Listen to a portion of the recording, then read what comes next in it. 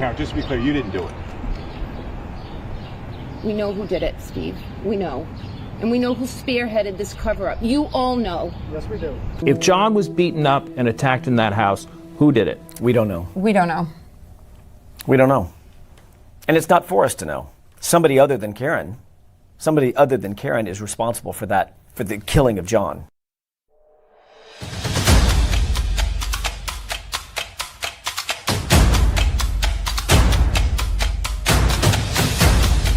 You are listening to the Roberta Glass True Crime Report, putting the true back in true crime.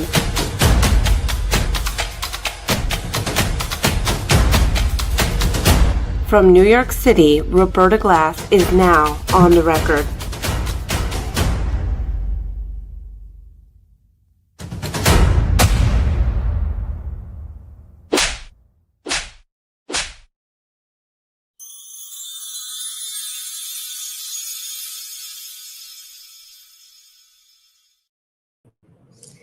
Okay, why am I all the way over here? That's better. That's better. Hello, Monica. Hello, SheFly9. Hello, Truth and Justice. Happy Saturday. I hope everybody's doing well. I wanted to come on here. Hey, Tater. Thanks for moderating. Hi, Christina. Wanted to talk about the current drama. Is that what you call it? Drama in Free Karen Read between Karen Read and Aidan Turtleboy Kearney. Karen Read has released a kiss-off text message to Aidan Turtleboy that dropped. And today we're going to examine the text message and talk about what everyone is getting wrong about the breakup between Aidan Turtleboy Kearney and accused killer Karen Read. And so let's start with the text message, shall we? So this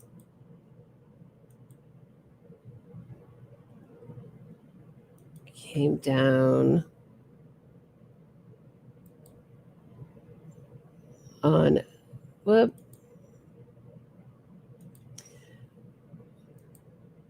X.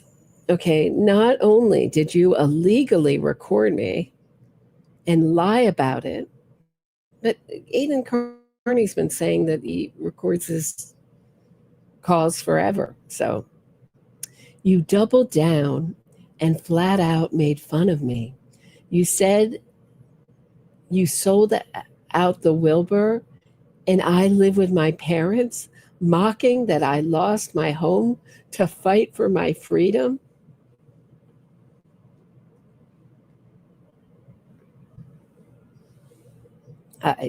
It's hard to talk about that in context that John O'Keefe lost his life because Karen Read viciously took it. That I have loving, cool parents that I want to spend time with. How about the part where you repeatedly asked me to do the Wilbur with you and I turned it down? How about the fact that you lived on a couch until my case came along and you were able to move forward and get a life of your own because of my case? ? I've never treated you anywhere close to this, never made fun of you, never shared screenshots or recordings. I'm realizing you're actually just a nasty, hateful, negative person, taking shots at me purely because you can, because I'm limiting to who and where I speak. Enjoy screenshotting this message. Make sure everyone sees it so they know the real you.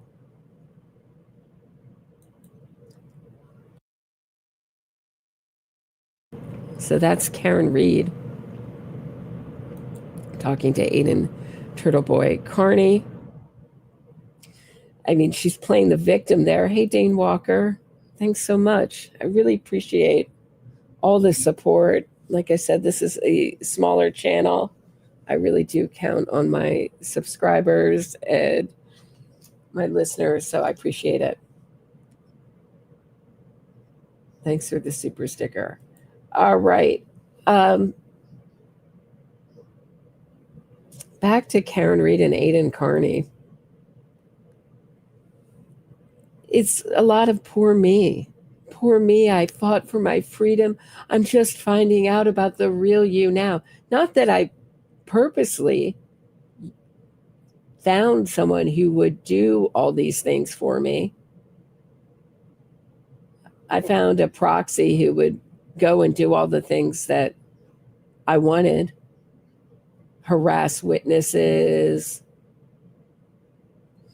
call the victim's family names, turn everybody against all the really important witnesses in this case, make me look like the victim. Not that. It's just that I'm just finding out about your dark and dangerous personality. You notice that never during the course of any time did her lawyers or Karen Reed come out and say, like, to the public or to Aidan Kearney, hey, do not harass witnesses. Don't treat the victim's family, treat the O'Keefes well, treat the witnesses well. You can support Karen Reed, but you can do it without harassing the witnesses or going after the victim's family. Well, the reason they didn't do that, I think a reasonable person would conclude, is because it was helpful to them. And I would go even further and say, my opinion, that it was not just helpful to them, it was their strategy. I mean, I think a reasonable person would conclude that. So enough of the poor me, poor me, poor me. I was done so wrong.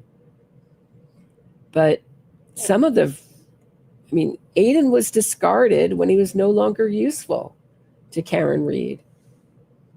I mean, let's look at all psychopaths like Karen Reed are also narcissists. So let's look at why narcissists would discard you. You're starting to see through them. No, they've always seen through each other. They're two peas in a pod.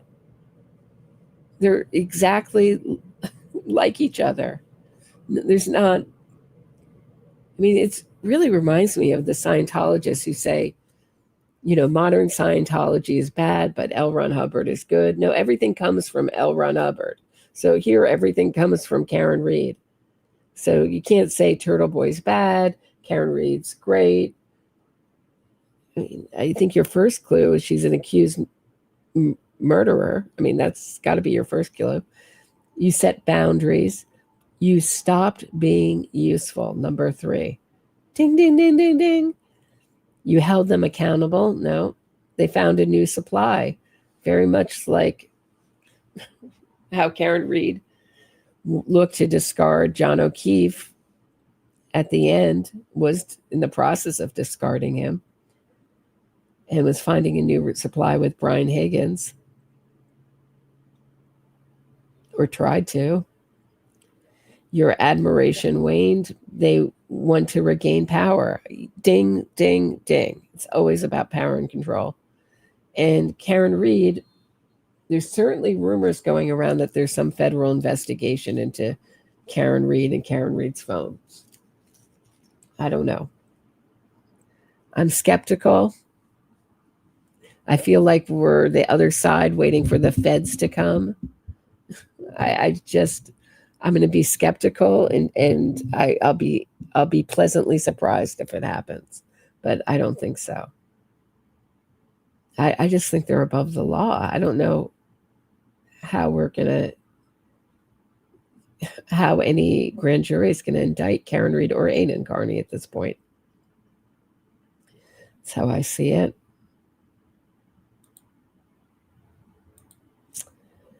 Truth and Justice, thanks so much for the super sticker. Tammy, thanks for being a member. I'm missing you. Thanks, Roberta. Nice to see you, Pat Stickizzy. So that's what's going on with that. Pretty interesting. Discarded, right? Discarded him. But they're already starting to create conspiracy theories that it's really Meredith O'Neill, Aidan Kearney's ex, who asked Meredith. So Aidan Kearney asked Meredith to lie about these recordings and their existence. Doesn't really make any sense. But here's Jess Mikado's show. She's talking about how Meredith O'Neill recorded on her Apple Watch. Take a listen. From what I remember, there were a lot of slams from Karen to Aidan in the audio. You know what I mean? I'm not saying she shouldn't. I'm just saying, like, maybe the person that was holding on to a watch released it. Yeah, that's my opinion. So there we go. She thinks that this is going around. So we've gone from it's AI. So Karen confirming that it's not AI. Aidan Kearney never said it was AI. Karen Reed's never said it's AI. Here's the JFK show has gone from, now they've also seemed to have turned on Aidan Kearney since making nice with him and are warning him he's going to lose all his innocence fraud money. Take a listen by the end of this. Listen, if you guys think for 1 minute that you guys know all the truth, I don't care what recording comes out, because wait till we get our recording of what really is going on. All right. So if I was TB, and this is not a threat, if I was TB, I would call off all the dogs. I would tell everybody to fall back, and I would just kind of just like chill out. That's what I would do if I was him. But hey, keep it going, man. Keep riling everybody up. JFK, everybody, keep it up. Go ahead. And you know what? We're going to keep talking about it, right? And it's not going to age well for you, TB, because your peers, it doesn't matter about the people you got in your chat, my man. It's the peers, man. The Dave Portnoys, the Howie Cars, the people at the Wilbur. When they find out what you're really about, what you did to Karen, they're not going to with you, man. They're going to with your money, not this YouTube money. We're talking about Wilbur money. Think about that, man. Think about it. Okay. Hey, think about it. Think about it. The really big money's not, I mean, this will tell you why. I mean, people ask why so many people jumped on this, because it's a moneymaker like no other. Innocence fraud campaigns are always big moneymakers. And I will tell you that this, I know the accent, right? This side of the aisle is not. I mean, because there's people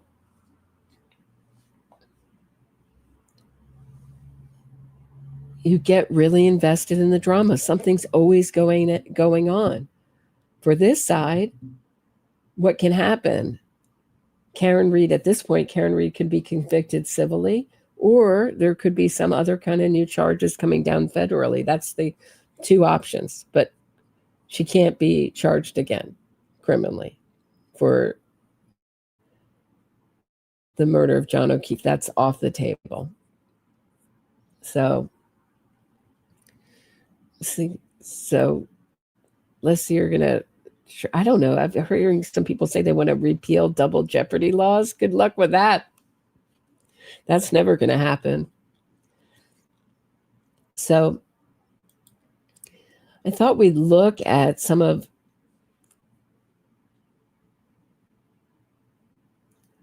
the history of how this started. And it goes a little bit into, we talked about Jessica Leslie yesterday, who was the grand jury leaker. So she leaked information about people's grand jury testimony to Aidan Kearney through her friend. And Karen Reed always wanted that, and they used that information. So they used information that was leaked illegally to spin their innocence fraud campaign. But so much of this happened with another person that Karen Reed discarded, Natalie Bernschneider-Wawicki. So she got upset. The way it ended is that Karen Reed said, like, you called me too much. When I said, leave me alone, you're contacting me too much. And then she started calling Aidan directly. We can listen. I thought we'd revisit the whole history of how that happened. So, if we're going to look at how Aidan and Karen Reed got together, you have to look no further than Natalie Bernschneider-Wawicki, and who was the middle woman between the two, and had gone to Bentley College with Karen years ago and got this idea that she was going to spearhead this innocence fraud campaign. And she actually references, this is her police interview, she actually references Scott Peterson and how the Scott Peterson, the Innocence Project is trying to free him now, how the media around that case works. So she's very familiar with the media that comes out of these innocence fraud campaigns.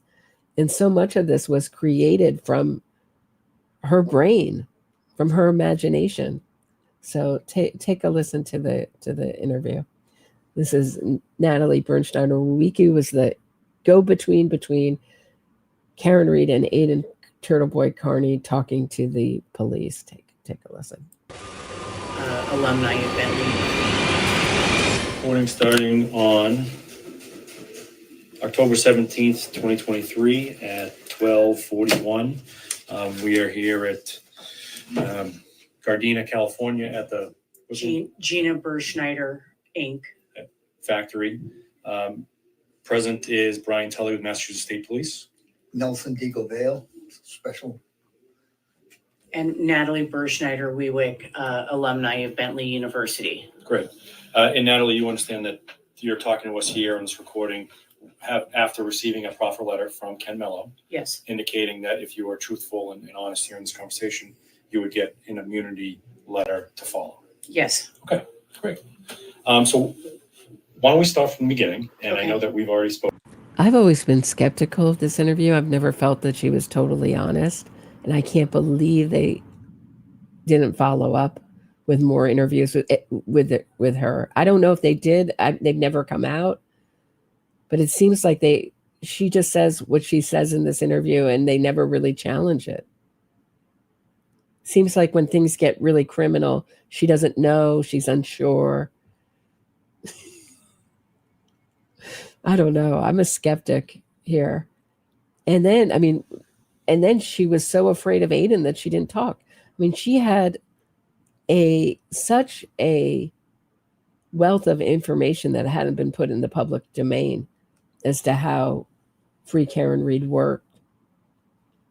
And when she realized that she'd been duped and Karen was guilty, she just hid.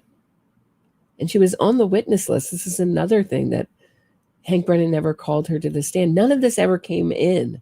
It was only about none of the innocence fraud that Karen Reed, which really came into the courtroom in so many other ways. I said it at the time. I was really critical, and I'll still be critical of Hank Brennan for not bringing it in. For some reason, they thought, well, it's going to be too long, or keep it too long. We're going to tire out the jurors. Why not? Bring it in. I think Natalie Bernschneider-Wawicki should have been brought in as a witness. Ditto Aidan Kearney. I don't know. He said he was going to take the fifth, so they couldn't. But bring in Natalie. Why not? Spoken, but for the purpose of the recording and for Nelson, kind of, what's your relationship with Karen Reed? Where was it in the past? So we went to Bentley College. It was college when we went from 1998 and I went from 1998 to 2000. I'll put the whole thing up for you, Tara. I'll put the whole thing up for you as soon as I finish this live stream. I'll put it up on my channel, so you can watch the whole thing. We're going to do most of it today, but there's a lot that's not really relevant on the second half. So I'll put it up if people want to listen to it. 2002, and Karen graduated in 2001, a year early, because she was very smart and very studious and got all her credits early. But then she stayed at Bentley and got her master's, I guess, in finance. I was not friends with her per se. Like, we didn't really know each other on campus, but we knew of each other because we hung out with the same sorority sisters, even though we were both not in the same sorority, and we went to the same frat parties. And that was it. And then, like, of course, I would see her at the library. She studied a lot. She was at the library a lot. And then when everything came about in February of 2022, and some friends from college were texting me like, oh my God, did you read this? And when I read it, I was like, oh my God, poor thing. Like, this is an accident. Like, you know, she was drunk and hit him. So I reached out to her on Facebook. I would say, I don't know the exact date, if it was March 8th. And this is a narrative. I mean, no doubt that she was over the legal limit, way over. But if you listen to my interview with Brendan Kane, it was a John O'Keefe's friend of 40 years. He went out drinking with Karen, and he said they drank all day and all night till 10:30 at night. And you could barely tell. No one, police who were trained to look for it, no one said that morning she looked that drunk. I say it doesn't touch the sides. I think the drinking as a motivation for this, and even people on this side were like, oh, she was so drunk and angry. I think Karen Reed's personality has more to do with it than the alcohol. That's where I come from on this. I mean, the rumors popping up again that Karen Reed held a knife to a boyfriend's neck, that she set another ex-boyfriend's car on fire. Is it true? Or is it just a rumor? We've never seen any kind of police reports, anything for that, even any kind of anyone come forward to say not one ex-boyfriend has come forward. Isn't that odd? Isn't that really odd? I always found that really odd that not one ex-boyfriend came forward and supported Karen, was like, no, not Karen Reed. This has to be a police conspiracy, a 50-person cover-up, not the Karen Reed I knew. Isn't that odd? And even her friends who came forward were very silent. Didn't give interviews. April or May of 2022. But I reached out to her, and I don't have that message saved. I don't have that message saved, but I wrote to her something along the lines of, don't blame yourself, don't beat yourself up, mistakes happen, forgive yourself, you know? And then she wrote back something along the lines like, oh my God, Nat, can we talk? So we spoke on the phone. I gave her my number, and we spoke on the phone, and she said, you know, this was a setup. I didn't do this. And she told me that, you know, that morning she was so confused, like, could I have hit him? Like, did I maybe clip him? Was he running after my car? And did I hit him without knowing? But then eventually she told me that a fellow by the name of Scanlon came into Yannetti's office like a few days after she was arrested and was like, she didn't hit anybody. A fight broke out in that house. And so from there, the pieces started coming together from her private investigators. And I think because I'm so far away in Los Angeles, I was kind of like her diary.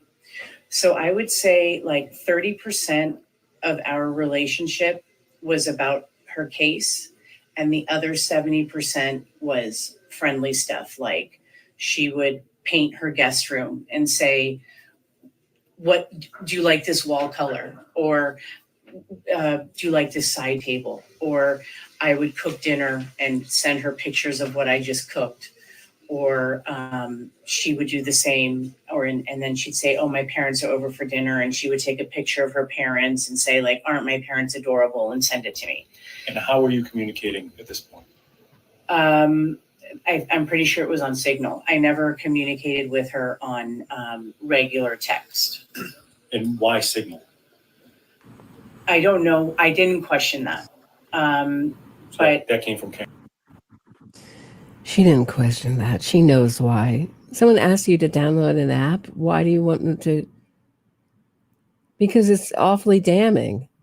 When Karen says, so it can't be traced. And then they would ask her, well, why were you worried about being traced? Because we were going to get up to some sus stuff, some possibly maybe criminal stuff. And I was down for it. Oh, that doesn't make you look too good. I didn't question it. Strangely, this wasn't the same answer Arca gave on the stand.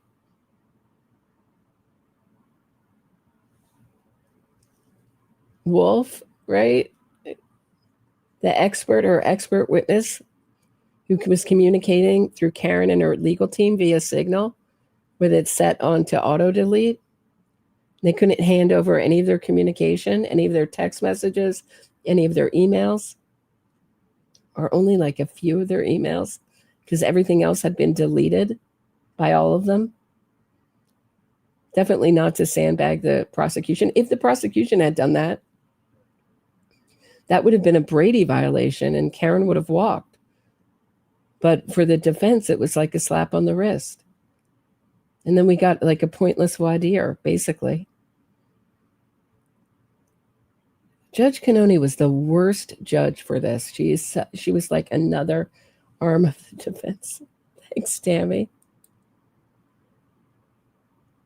Turtleboy asked me to send you this for your kitty fund. Oh, thank you very much. Very generous of you. It's for Kitty Door, though. Thank you. Roberta, great work. Your best, flat out.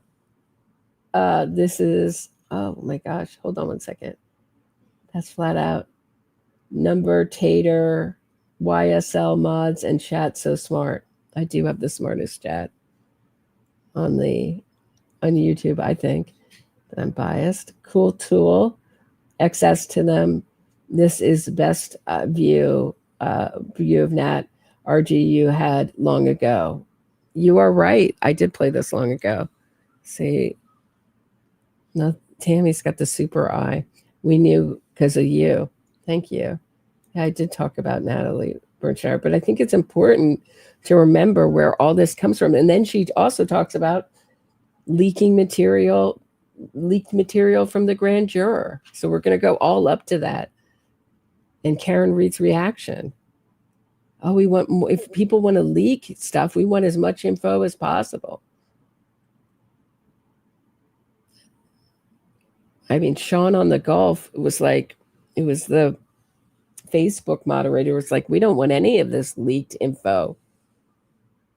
We don't want to get we don't want to be part of any kind of illegal conspiracy to leak grand jury information. Karen Reed's like, keep it coming. Don't delete that stuff. I'll use anything, legal means or illegal means. And that was her attitude towards Turtleboy. I mean, you can go over the search warrant for Karen Reed's phones. That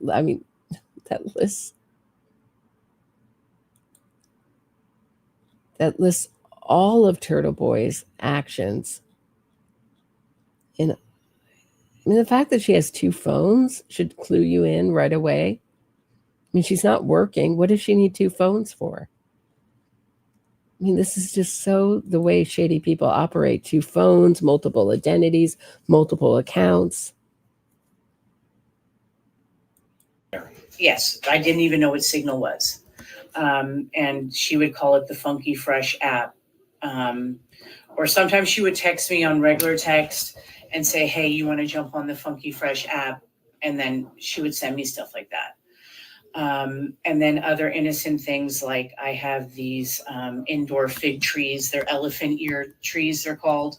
And I would do before and after photos where my tree would be dusty. I would take a before photo and then I would spray it and I would wipe down all the leaves and I would trim any. I mean, they look at how far they went with this innocence fraud narrative. It's definitely the elephant ear,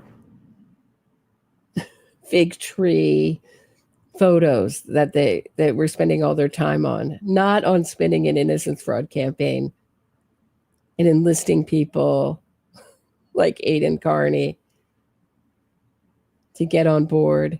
I mean, no, we were really just like, showing her my plants and talking about what's on Netflix, doing that. Of like the dead leaves, and then I would send her after photos. So a lot of our friendship was like that.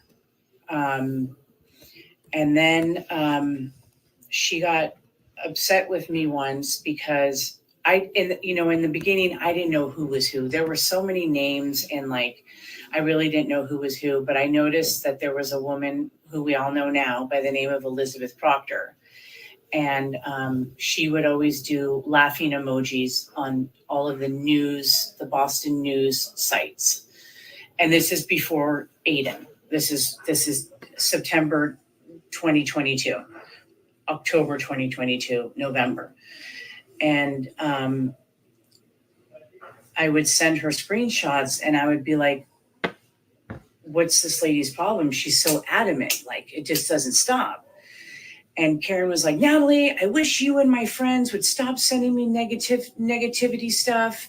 I have enough negativity in my life. I wish you guys would just stop. And I was like, whoa, So then the next day she was like, actually, all those screenshots you sent me yesterday, something along the lines of, that's actually Officer Proctor's wife. Can you email Yannetti those? So I emailed them to Yannetti as individual screenshots. And then she got back to me and she goes, Yannetti's not computer savvy. Can you actually do it in a PDF in order? So I did that. And so I put them on a PDF. So all he has to do is open. So we can harass her and intimidate her and make her husband public enemy number 1. You got those photos? Open up one thing and they're all there. And so that was like one time she snapped at me. And then I noticed a lady by the name of Jen Altman, and she was the only one standing up for Karen. And I would laugh with Karen because for months we had her eye on her and we would laugh. And I would say, she's like the white female Tupac Shakur, like so outspoken, cheerleader. And I was like, Karen, do you know her? And she's like, I have no idea who she is. And I was like, well, she's the only one standing up for you. Just a little interesting history note. Tupac Shakur's godmother was Assata Shakur, who was on FBI's most wanted list. Killed a police officer and then went to prison for it, then was broken out by the Weather Underground. I mean, his connection to the Black Panthers, if you know their criminal history. So I think it's just interesting that that's what she picks out another criminally aligned celebrity to align Jen Altman with. So like we were watching her and we would laugh and we would, make jokes like that she's a little bit too brazen or whatever. And we decided, like, I said to Karen, I said, do you mind if I reach out to Altman and thank her? Because that's kind of nice of her. She doesn't even know you. And she's the only one not calling you a cop killer. And she was like, by all means. So I wrote to Altman and I'm just getting my text. I said, and I got this approval from Karen, and Karen told me what to send. So I said, first, I want to thank you for standing up for Karen. She's a friend of mine since college, and this whole thing is a nightmare. And then I sent her a picture of Proctor. Didn't she just say that she didn't know Karen? They only knew of each other in college? Did you just all hear Natalie Bernschneider-Wawicki say that? Okay, was everyone listening? Were your ears open when she says that? Now she's telling Jen Altman that Karen and she have been friends since college. I've known of her since college. I guess it doesn't sound as good. With those 3 kids because Karen said send that. And I wrote, this is lead detective Michael Proctor and Jennifer McCabe's children. Elizabeth Proctor is his wife. My guess is that a fight broke out in the house and it went too far. They beat. Well, Tupac Shakur, yes, was very talented, Tammy, but he also went to prison for assault of a woman. People forget that. But yeah, very talented. I'm a big Digital Underground fan. I'm aging myself, but so that's where he started. So yeah, definitely. But very much his family is very much aligned with the Panthers. Him, and it went too far. In the autopsy photos, it's obvious he was beat up so badly, and also the homeowner's German Shepherd chewed up his arms. Thank you for standing up for us. Then Altman writes back to me, something was very fishy, and I thought that from the beginning. I'm also glad they got this evidence, and I'm praying it works out for her. What can I do to help? And then I wrote on April 13th, this is all April 13th, I wrote, you've been incredible. I see your comments on all the news articles. You're standing up to family members of these cops who beat him up and tossed his body in the snow to freeze to death. I wish I could tell you the details, but it will slowly come out. I told Karen about you and how we need to make. I thought that was interesting too, because didn't Aidan say to everybody that the truth will slowly come out? Karen Reed said the same thing about the recorded phone calls, that the truth will slowly come out.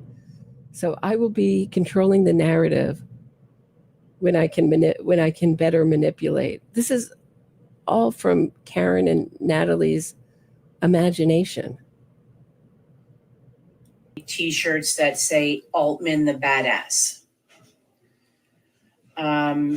And then I wrote, the feds are involved. So soon the officers and nephew of the homeowner who beat him up, the officer who stood guard as they tossed his body in the snowbank in front of the house, and the sister-in-law of the homeowner who Googled how long it takes to die in the cold will be brought down.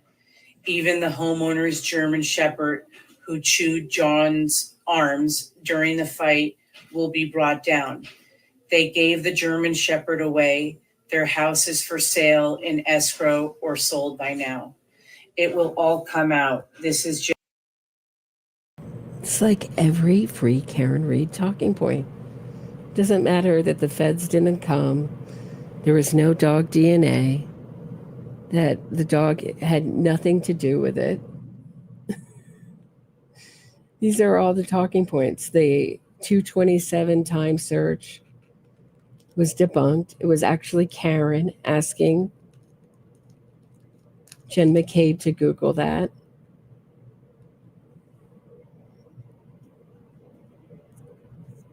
It's 627, I think. This is off the top of my head now. I'm losing all these dates now, all these times. But I thought it was 6. Was it 6 right before 6:30 in the morning? Twice. She tried. I mean, they have spun this. I mean, this is all the early talking points. We got a federal investigation going to make it look like there was something shady going on. Just the beginning. And then I wrote, Karen hasn't had a moment to mourn John's death. His children, who she loved immensely. Sorry, I'll try to let it play, but she hasn't had a moment to mourn John's death because immediately afterwards, she was out the next day with her private investigator retracing her steps when she said she was crying on her parents' sofa for days. No, she was immediately covering up her crime, immediately, out with the private investigator. She is not allowed to contact them. This is an awful situation, but I'm thankful you've been supportive. And I did a heart and the prayer, like, thank you. And did Jen connect you with anybody after this? Yeah.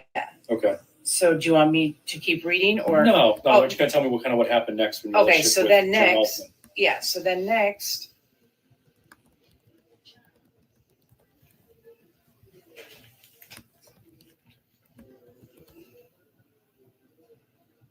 So then on April 17th at 3:44 p.m. Los Angeles time, see, Jennifer hid her message. She went through and hid all these messages. That's what I hate about Facebook. Okay, anyway. So Jennifer wrote to me. I actually have a screenshot of it, so that's actually good. But she wrote to me something along the lines of, hi, Natalie.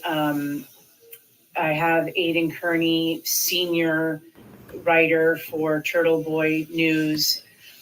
He would love to write a story on the Karen Reed case, something along that. But I have screenshots, so you'll have that all on the USB. Yep. And then I wrote, hi, Altman. If you just tuning in, we're listening to Natalie Bernschneider-Wawicki's police interview.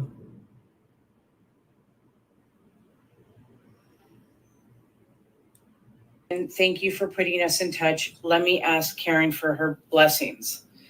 And then Natalie Bernschneider-Wawicki was the go-between between Karen Reed and Aidan Kearney. And really, her imagination and Karen Reed's imagination was the beginning, what became Karen Reed's innocence fraud campaign talking points. So this is her talking to Detective Tully. Clarence, who's Aidan, wrote, Jesus, I am so sorry. I would love to get the word out about this. I understand there has been some coverage, but this should be the biggest story in the news and Karen should be immediately exonerated. So then I didn't want to reply because it's not my territory. So I called Karen and I read her this. And she said, let me talk to my brother and my best friend. And I'm assuming her best friend is John Silvera, who she went to either middle school with or elementary school with or high school with or junior high. But she's known him before college. But she said, let me ask my brother. And then she called me back and she said that they said that Aidan would be a good person to tell her side of the story because the mainstream media has painted her as a cop killer and they're not giving like Brian Albert's name, the homeowner's name, and all the other facts that she wants out. So then she said, send this picture. And it was this picture of court that was on the Boston Globe. Mm-hmm. And she circled Jen McCabe's face. And I wrote, Jen McCabe is top left brunette in jeans jacket. And then I wrote, Altman, I'll call you on my way home. And then Aidan writes, what is this from? And then I replied, Boston Globe. And he wrote, thank you. And then I wrote, the very first hearing. When I get home, I'll find photos on their Facebooks. Just wait, guys. Major news coming very soon. And Aidan wrote, I'd be very happy to break this. I run Turtleboy Daily News. And then Karen sends me stuff from a site called vsco.com. And one is like a big family photo of all of the, this looks like the McCabe's, and this looks like the Alberts together. And then Karen tells me to write, because I didn't know who all these people were. And she wrote Jen McCabe, second from right, Brian Albert, back row, dark hoodie. And then Clarence wrote, obviously, Clarence is Aidan, but it keeps saying Clarence on my phone. Obviously, Jennifer McCabe did not kill him on her own. And it sounds like O'Keefe and Albert barely knew each other. And then I wrote, they didn't know each other. McCabe and O'Keefe are good friends. And then Aidan wrote, what would be the motive? What would the motive be? He was there 15 minutes before he died. And then they got the dog to. And notice that Brian Higgins isn't anywhere near here in this.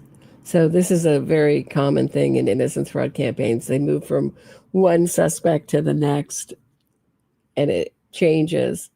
And no one asks what happened to the last person. So it'll move from Chris Albert, Colin Albert to Brian Higgins, and it will just keep evolving. In 10 years, it may be someone else.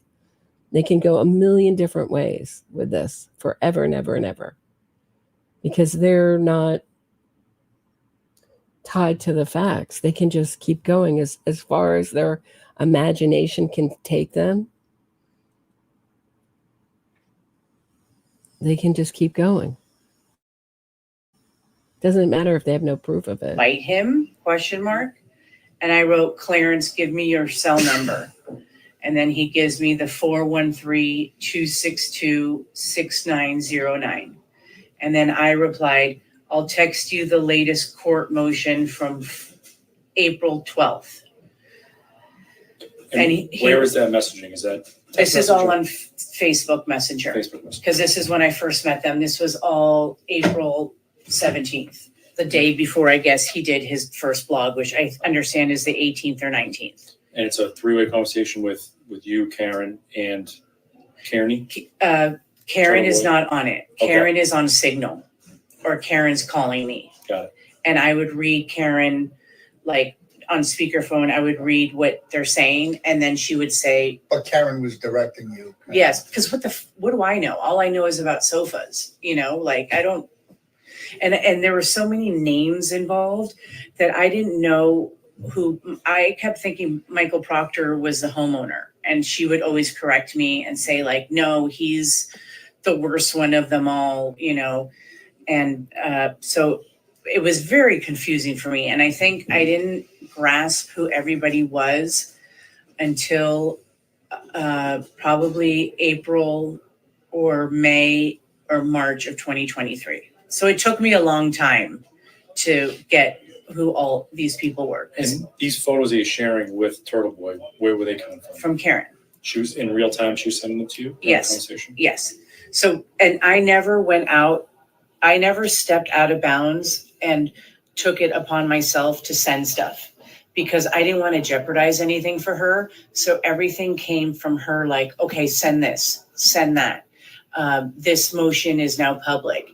He can now use this motion on his blog, but pay attention to, this page, this paragraph, stuff like that.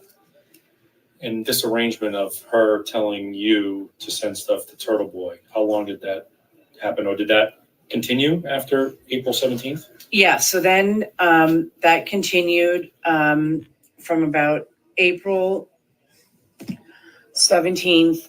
And then about the end of May, they started getting in an argument between me, and I'm copying, pasting. And Turtle calls me and texts me and says, you girls are you guys are jerking me around. I don't like being jerked around like this. And Karen, I'm gonna have Aidan call me on Signal, excuse my language, I didn't mean to say the F word. And she said, have him call me on Signal. So I gave it to Turtle, her phone number. I said, call her on Signal. I said, I'm going to go give my little girl a bath. I go in the bathtub with my little girl. We get out, I would say about 45 minutes later, we put our PJs on. And I come back to my phone and I have all these missed calls and missed text messages. And I call Aidan. I said, what happened? He goes, you girls, you're playing games with me. You're jerking me around.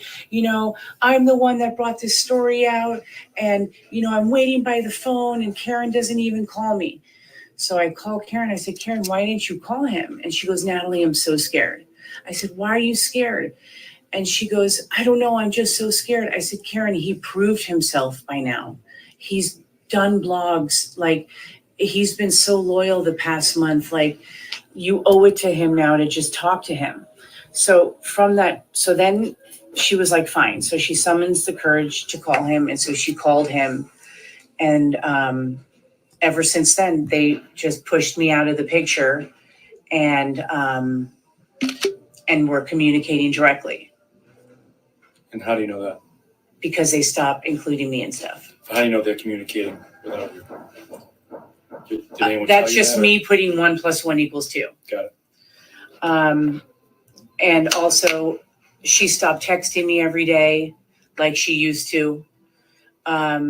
He was a little bit better about keeping me in the loop. Like when he recorded like the Scanlon tape, he sent me that private YouTube link.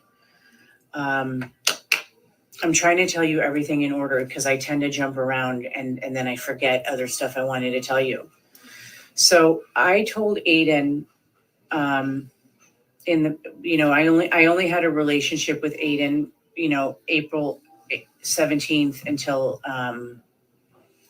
about June 15th, around there. And then off and on, like then I was in Europe and I would text him congratulations because he mentioned something about Netflix, But anyway, on June 15th, I think.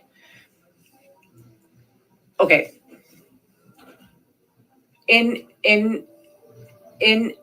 April at some point, April or June at some point, I told Aidan, I said, Aidan, one day not Hollywood's going to knock on your door. I said, but in the meantime, you got to cut out the words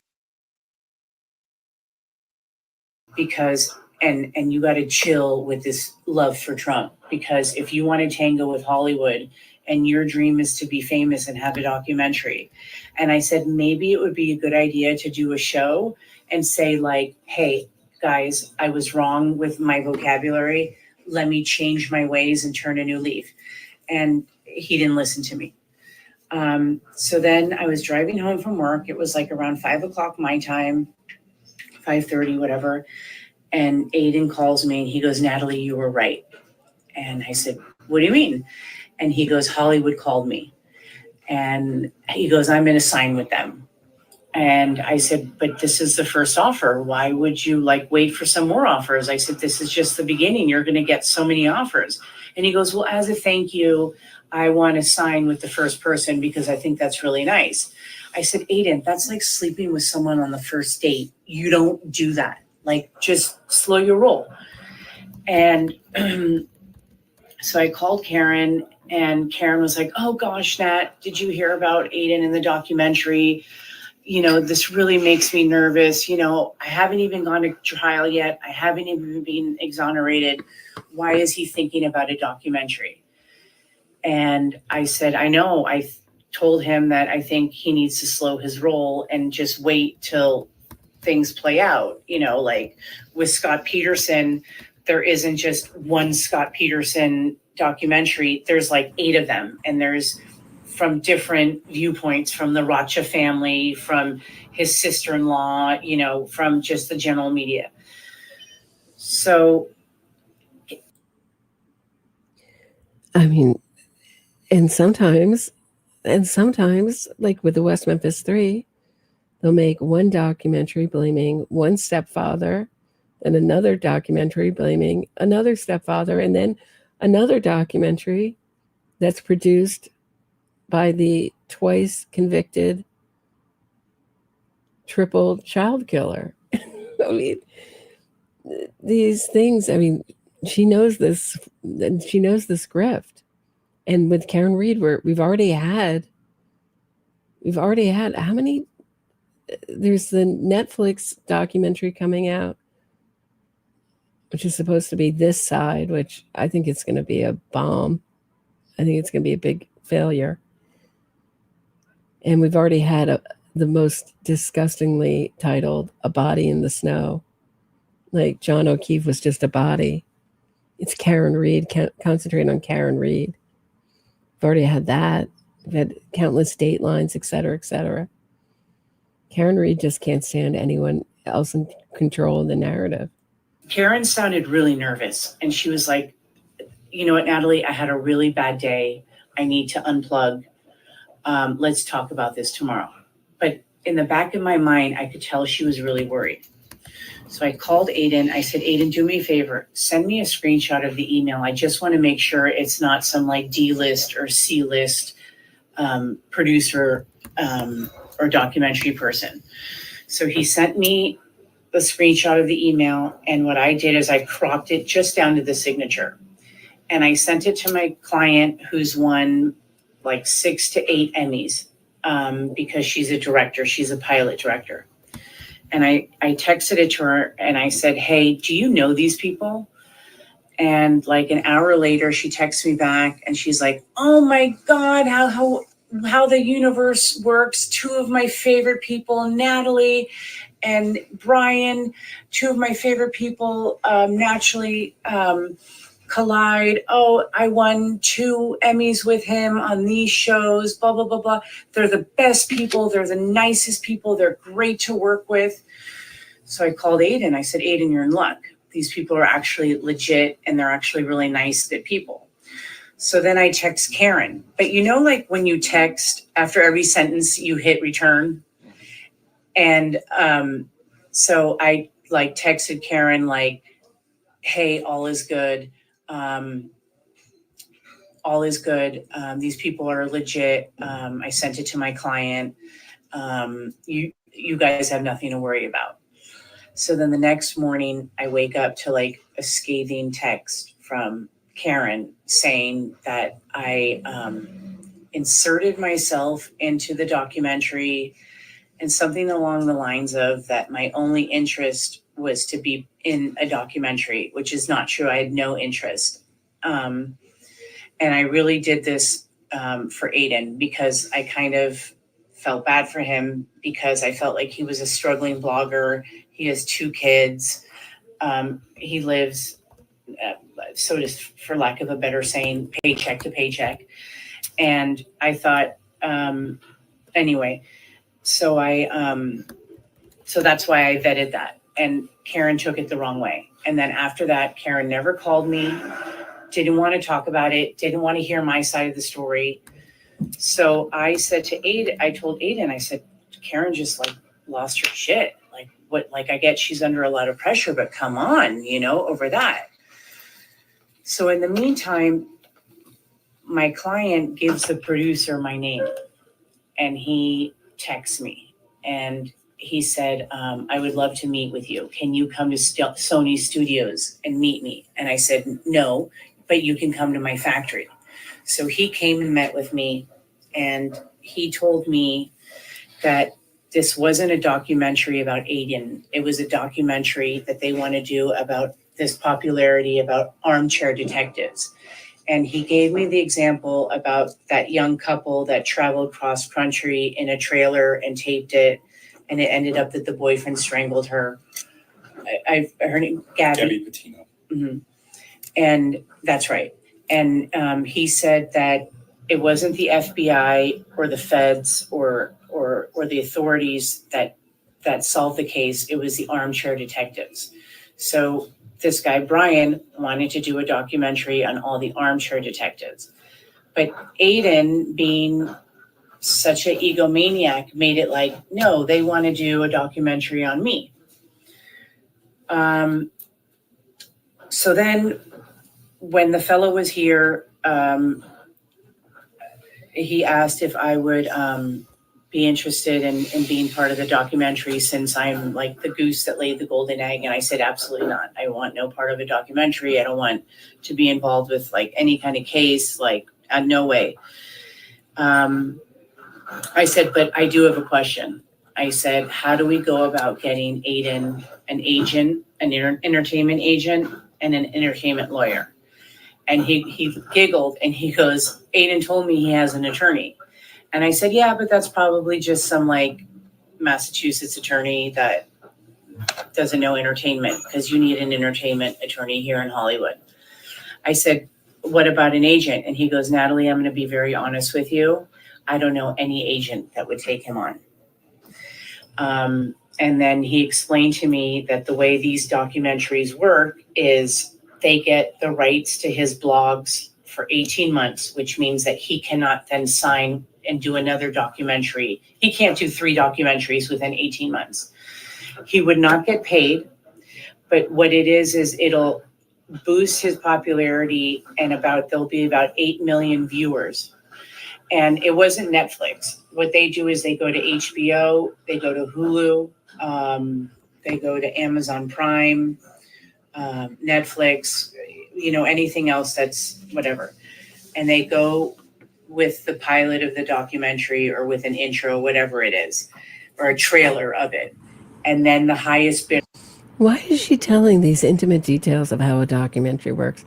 Can we get back to your behavior in this? Can we get back to what you did with Karen Reed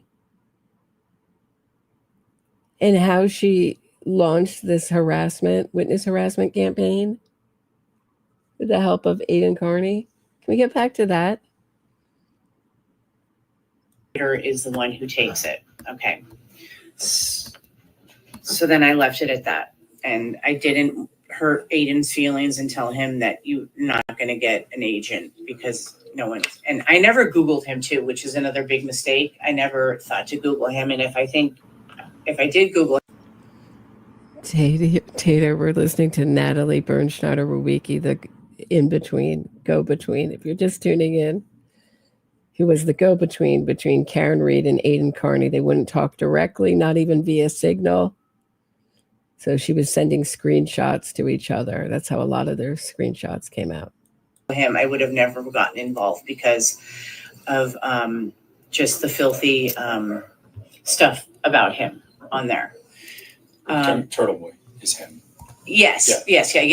Yeah. And so then after this, I was like, you know what? I started getting sick because I was upset that Karen still never reached out to me when I thought I was a good friend and I thought we were friends. And she knows that I live a very comfortable life. So what would a documentary mean to me? You know, like I live a very comfortable life. And for my mental health, it would be best for me to leave the groups. So I left the Free Karen Reed group and the Justice O'Keefe group. I left that group and then I went to Europe. I went to Germany to visit my family with my eldest daughter, and we had jet lag major, and my 12-year-old and I would be up until like 3-4 in the morning. And I got bored and I joined the group. And I noticed this fellow by the name of Nick Rocco.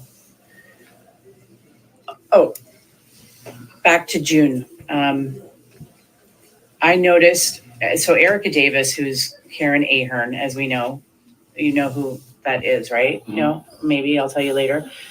She posted in the group who is getting all the proceeds to the Karen Reed t-shirts.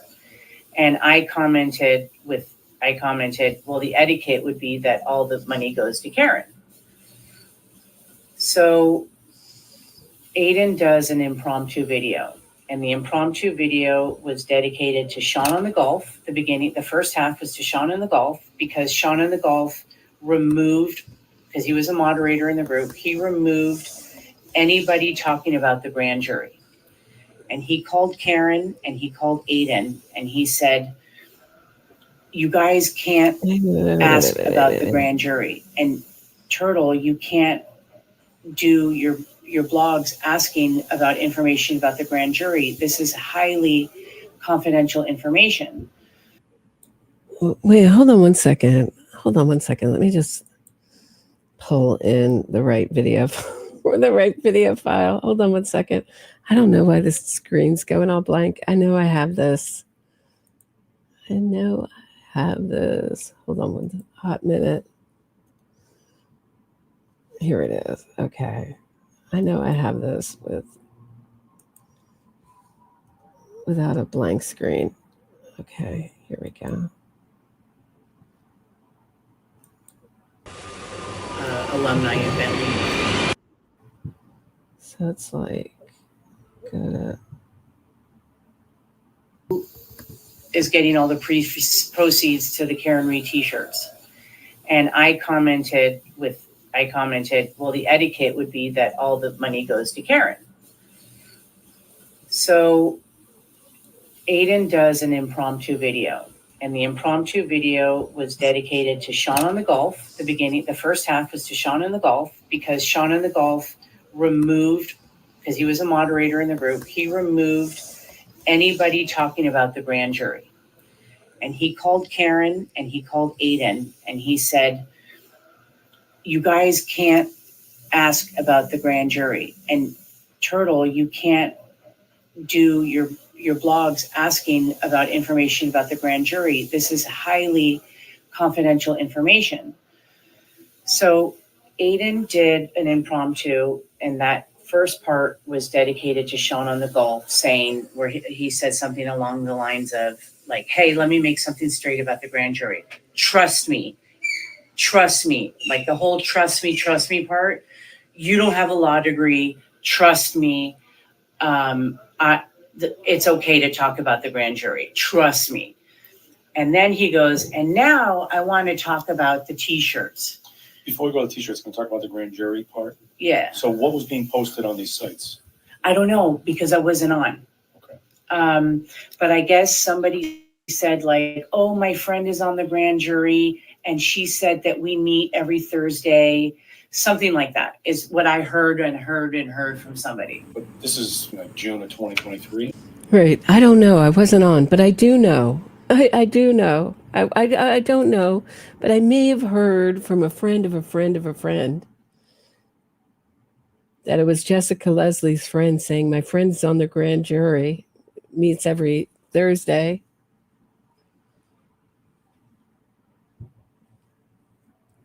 Strangely, the same day of the week that Jessica Leslie was sentenced to 2 years probation. Now she's a convicted felon for life. And two months of house confinement for this. Or there's someone who's on the grand jury that indicted Karen. I don't know, but they talked about grand jury, so I don't know like very specific like that. Okay. And so Sean on the Golf removed it. Turtle got really mad.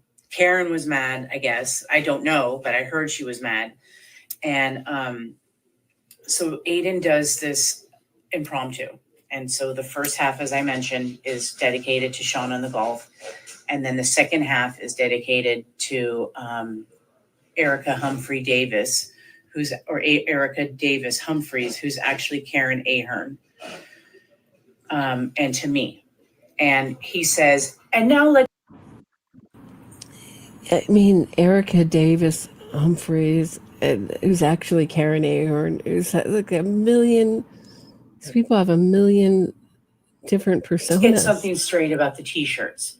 All 100% of the t-shirts go to me. This is my livelihood. This is how I get paid. And you is what he said. And I can send you the impromptu. I think I may have even sent it to you. So the first was Karen. And then I'm the snotty who mentioned etiquette, that the etiquette would be. And he goes, and the snotty blocked me because I blocked him a long time ago. And then I blocked Jennifer Altman because I know she's been a turtle writer for like 5 years. And so after this impromptu, I got scared because I thought that they were going to pull photos of my kids and do like a YouTube thing about me and poke fun at my weight or whatever. I don't know. Jill Jane, thanks so much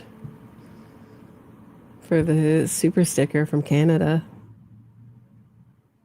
Have some ketchup chips. That's what I was thinking about the other day. Ketchup chips. Oh, they're so good. So good. Thank you. I didn't want to be one of his ratchets. But everybody was like, not everybody. I say everybody like I was talking to a bunch of people. I was only talking to like 5 to 8 people, if you include Aidan and Karen. So in the back of my mind, I was upset with Aidan, and I thought, you know, how dare he? He could have called me and said, Natalie, why you write that? Why do you write that about the t-shirts?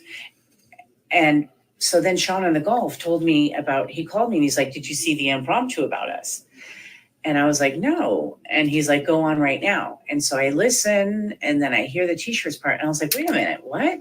So then I go in the group and I look, and I see the little turtle in the R or the A of Reed. And I didn't even notice that it had something to do with turtle. So I would have thought that the etiquette thing to do would have been to just call me and been like, Natalie, why do you write that? You know, but then instead he does this like outlandish post, you know, he doesn't say my name. So in the back of my mind, I thought, you know, I'm going to get this guy back one day. I just don't know how, but I'm not a vindictive person where I'm going to set up a fake account and smear or egg their house or whatever, however people retaliate. So my way of getting him back was smart. So I was in Germany with my daughter, and we had jet lag for basically the whole trip. And I noticed that Nick Rocco was doing a fundraiser for these. He was raising money to hire the trucks going up and down in front of the courthouse. And I noticed, and then Nick said, oh, these are all the slides. And I noticed that Turtle's logo was on every single slide.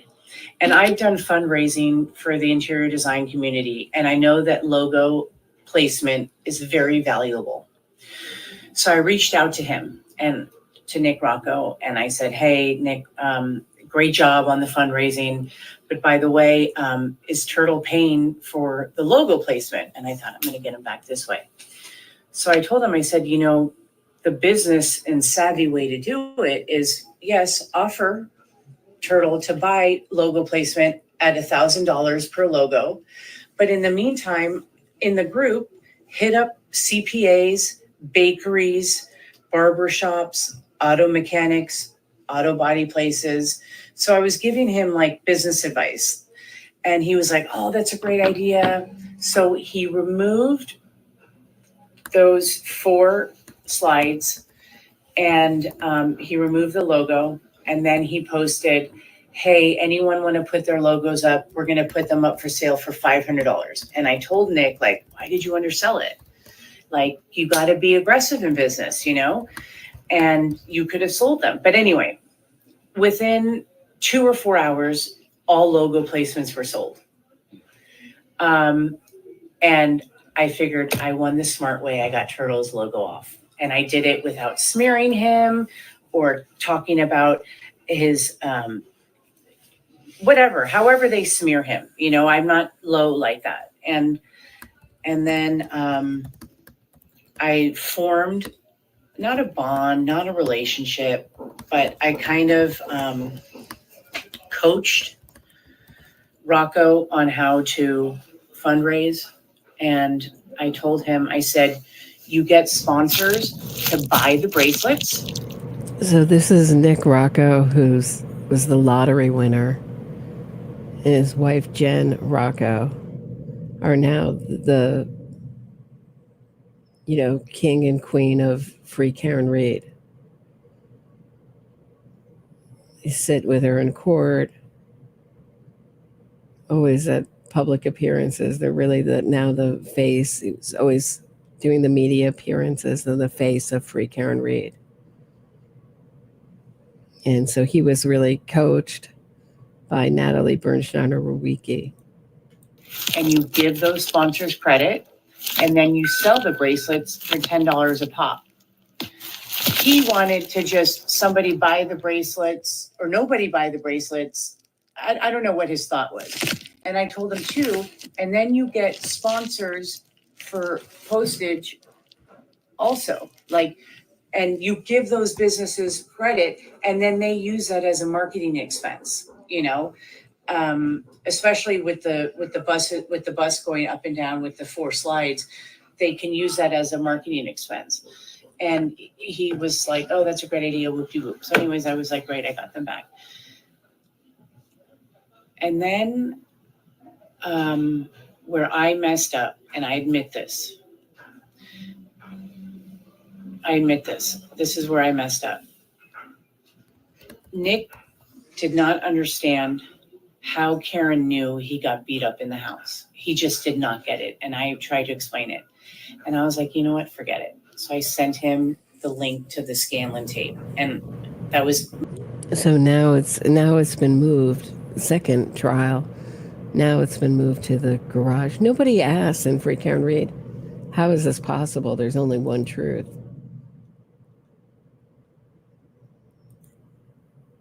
How are we all arguing one thing and now we're all arguing something else? Nobody says, hey, wait a minute. So we've moved from pointing the finger and accusing one person to another person. I haven't even really heard. I still get the dog, but the dog has been kind of demoted. Now it's scientists, the laws of physics prove, but they can't tell you how. It's basically ARCA is the word of God. ARCA, the sleazy witnesses that communicated on Signal and deleted all those communications and didn't hand over any discovery. Such an important part to the prosecution. They're now totally trustworthy. And La Posada, Dr. La Posada, who's like a hired gun for the defense. Those are now scientists. Science. They represent all of science and all of the laws of physics. Those 2 hired witnesses. Sleazoids. My fault. I backstabbed Aidan, but at this point, I wasn't really fond of him. And I feel bad for doing that. That was a wrong move. And I admit that was a wrong move. And I also told Nick in a text, in a thing, that another thing that made me uncomfortable about Aidan is that him being a married man with 2 kids and a daughter, and me being a married woman, and me being friends with Karen, and me being married with 2 daughters, I found it very odd that he would tell me that when this is all said and done, that Karen owes him a job. And I wrote that to Nick. So like 3 or 4 weeks ago, I had COVID, and I get an alert that Turtleboy's live. And I look, and it's the Scanlon tape. And I was like, there's no way he's sharing this. He got hacked. And I guess he pushed, from what I hear from then Sean on the Gulf and Jay Robert were the only 2 people I was keeping in touch with at this point. I was only keeping in touch with 2 people at this point, that Turtle hit the wrong button on YouTube and published that by mistake for 13 minutes. And what did Rocco do? He right away sends screenshots to Aidan about not only me sending the Scanlon tape, but about my comment that he's a pig for saying that Karen owes him a... And then Aidan says to me, you're the reason why I'll never trust anybody again. And I didn't even reply because I figured he's not a reasonable person. And I've tried to plead with him about things, and he has no concept of friendship or loyalty. or just being a good human being. So I didn't even reply. I would call that, I would say that that's all true for Karen Reed. And then So I did reply. I actually did say, like, hey, I know you're mad at me, but I'm still, I wanted to keep it civil because I didn't want to be a ratchet. So I was like, well, I'll still be cheering from you from afar, something like that. I left it like very like neutral, like, let's not make this war because I'm not doing war. So what's the concern about the scandal tape? Did Turtleboy share any concerns about the existence of that video? Well, because he recorded it without Scanlon knowing. How do you know that? Because he was like, oh, when he sent it to me to send to Karen, it was not known, and he'd never shared it on his blogs. And then he would, and another thing I thought was odd was with Lucky Laughlin, the plow guy, Aidan said several times that he has a photographic memory. But then I knew he recorded Scanlon, and you don't have a photographic memory like that. There's no photographic memory like that, especially verbatim like that. No, he should have prefaced it if he were smart and savvy. He should have prefaced it like, oh, the conversation went somewhere along the lines of this. But he's like, no, I have a photographic memory, and that's just not believable. But no, the Scanlon tape was very obvious, and he sent it to me, and he either sent it directly to Karen or I sent it to her. And then he also sent it to Erica Davis, who's Karen Ahern. And she's also one of the numbers I gave you because she all this time told me she's a Boston police officer and that she doesn't want to blow her cover. I think she's a pathological liar because she's actually a security guard for a hospital. But she would go to like the Albert's homes and the house with the swimming pool. And so she's the one that took pictures of the swimming pool. So if you go on his blogs, those are all from him. But then she had a falling out with Aidan because she was like, he's so unthankful. I'm not going to send him anything anymore. Somehow her and Sean on the golf, who's Sean McDonough in Florida, the retired 35-year DEA agent, him and Karen Ahern, aka Erica Davis Humphreys, they started a circle where they wanted to figure out what do these cops all owe each other. Like, what favor does Proctor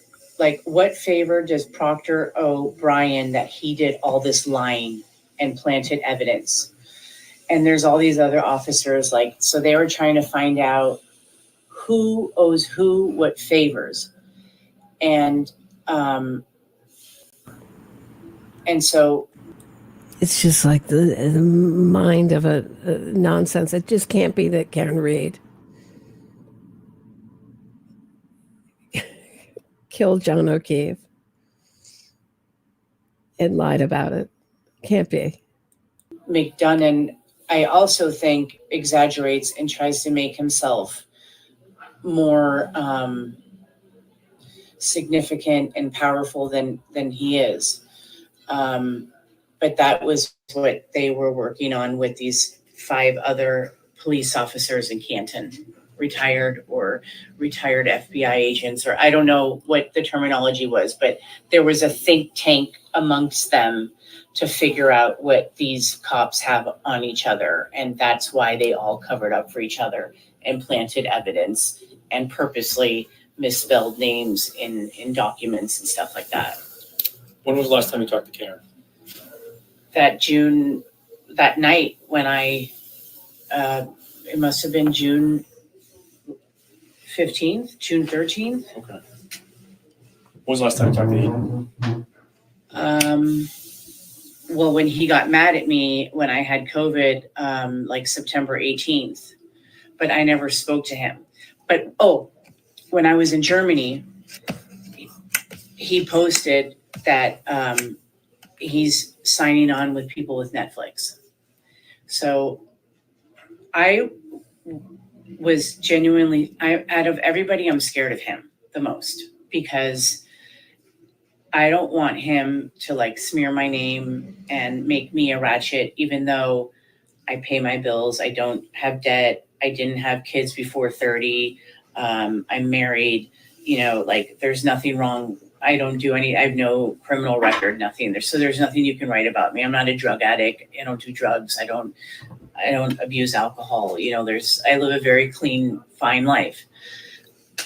So I was scared of him. And so sometimes I would message him to, like, for lack of a better word, kiss his ass. I don't know. So when I was in Germany, I wrote to him something like Mazel Tov about Netflix. And I wrote something about, like, is it the Wahlberg brothers? And he said, I can't say. And either while I was in Germany or when I got back from Germany, we texted again, or we spoke. And he told me that it's the brothers that did the Netflix show, The Tinder Swindler. And it's a show about a guy who would borrow like $50,000 from one woman to rent private jets and take a bunch of other people and try to live this like rich life, and then scam, and then keep telling this woman, I'm going to pay you back your money, and then get $75,000 from her and then pay her like crazy. So then when I was thinking about it, like in Aidan's mind, he thinks that this documentary is going to be like, he's this investigative journalist, like gets down dirty, finds out the information.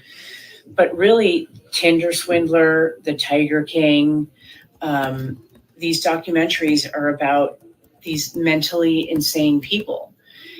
And so I don't think he grasps that this isn't going to be like a complimentary, like, hey, go Aidan, great job. This is going to be like a mockery of him, like he's out of his mind. So that's that. And then, on that tweet the other day, the lady said I contacted Netflix. I never contacted them. Actually, Sony contacted me, but Aidan ended up not going with Sony. So a lot of that's a lie. And that lien that they said about that I have a $31,000 lien, that's not true. That's from 2011 when my husband inherited a $3 million property from his late mother who died of cancer. She died, took like 2 years for her to die from cancer. And so when my husband inherited that property in 2000, she died in 2009. In 2011, we get a letter from the mail and the IRS that him as the heir, we have to pay her back taxes, and it was $31,000, and we paid it off within 16 months. So to make it like I am like this like deadbeat who doesn't pay my bills, I don't have any credit card debt, and to say like I work here for nepotism. You met my mom. If I wasn't good, she'd throw me out here, and she wouldn't give me shareholders. And she also made it that in the will, I get 100% of the business and my brother gets none of the business. And my brother was fine with that because he says, I deserve it and I done a good job. So I was very, I realized what I'm dealing with, this nastiness, and I'm scared. Going back to when there was this arrangement that Karen would send you things, then you would send them to Aidan. What was Karen's motivation? Did you get a sense of that? To get her side. It's really not like journalism. It's like terrorism. If you don't go along with his narrative, you're put in the bullseye. I've been put in the bullseye. I mean, you've heard him talk about me. Anyone who doesn't go along with the narrative is horrible. I'm a miserable woman. What else? I don't know. But he doesn't call me a liar. what was it? Silly. Just if you don't go with his narrative. Oh, my show. Your brain cells die when you listen to the story out, because she felt like the mainstream media was making it that she was a cop killer. And she was like, I'm not a cop killer. A fight broke out in that house. And now they're trying to protect Colin, who's the neighborhood bully, who would always start crap with John and would drive really fast in the neighborhood. And John would tell him, don't speed, there's kids playing on the street. And when they would leave town, I guess, I don't have Ring, but I guess with Ring, it senses when there's movement on your property and it alerts your phone. So they would be on vacation, and then they would see that this is what she told me, that Chris Albert and his son Colin would be on lawn chairs on their grass drinking beers, and then leave the beer cans on the lawn. So that's what she told me. So, as Aidan was confronting people in public, going to the businesses, did you ever talk to her about kind of his conduct out of the rolling rally? So I wasn't involved anymore at that point. So I pulled out June 15th. So the rolling rally and all that stuff happened after. But when he first started calling people on the shows, she did tell me that made her very uncomfortable. And she was like, gosh, I wish he wouldn't call the family members. But she was like, I can't tell him what to do. And also, here she's protecting it, because we heard when she was asked, she goes, well, you shouldn't be knocking on their door. Remember in the Hulu documentary? But they should be suspects. I'm totally happy with someone else. I'm totally happy with someone going to prison for my crime. Should be being harassed for something I did, as long as I don't have to take responsibility for my behavior. Remember that in Hulu when she's asked about Aidan? Yeah, she makes him sound like he's just kind of a nuisance. Is he knocking on their doors? Like he's knocking on their doors and running away. Not like on their lawn with their kids screaming, you're a killer, you're a murderer, et cetera, at them. No, he's just, but they should be suspects. And then according to Alan Jackson, calls the O'Keefe family. Wait, do I have this right? Hold on one second. I'll check. I'll be back on that. I don't want to open my mouth before I'm double check something. When he made mistakes in his journalism, she's like, we can't correct him. He's a journalist. He has to come up with his own hypotheses and stuff like that. Okay. Did you ever talk to Alan Jackson or David Yannetti? No, I've only emailed David Yannetti twice. I emailed him the Elizabeth Proctor thing, and then I emailed him the Paul O'Keefe conversation between Aidan and Paul O'Keefe. What was the purposes of the Paul O'Keefe conversation? I don't know. She just asked if I could do it. Okay. But she swears that she was framed. And,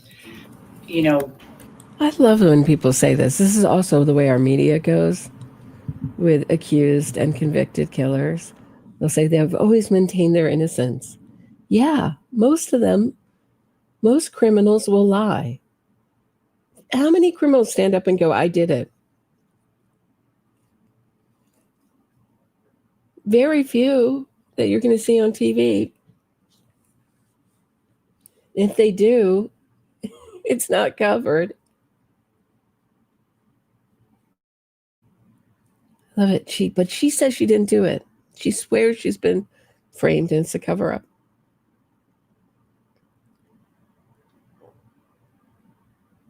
And she's like, yeah, my family's really disappointed I got involved in this. Yeah, you're backing a accused killer that you didn't even know. It's not like you were friends. You just knew of her in college. It happened so organically and naturally. It's like, how could I not believe her? Especially when she would break down and cry. Like when all that rumor came up about the wood floor being dug up in the basement, she felt so grossed out. She said, Natalie, I have to get off the phone and take a hot shower. And then she called me back and she said, I just blasted my music, took a hot shower, and I just went in the corner and started crying. But she's an actress and she's a liar. Do we have to go over all her lies? Natalie, did you ask her about her plumber? Did you ask her? Here's some good questions that Innocence Fraud Watch had for Karen Reed.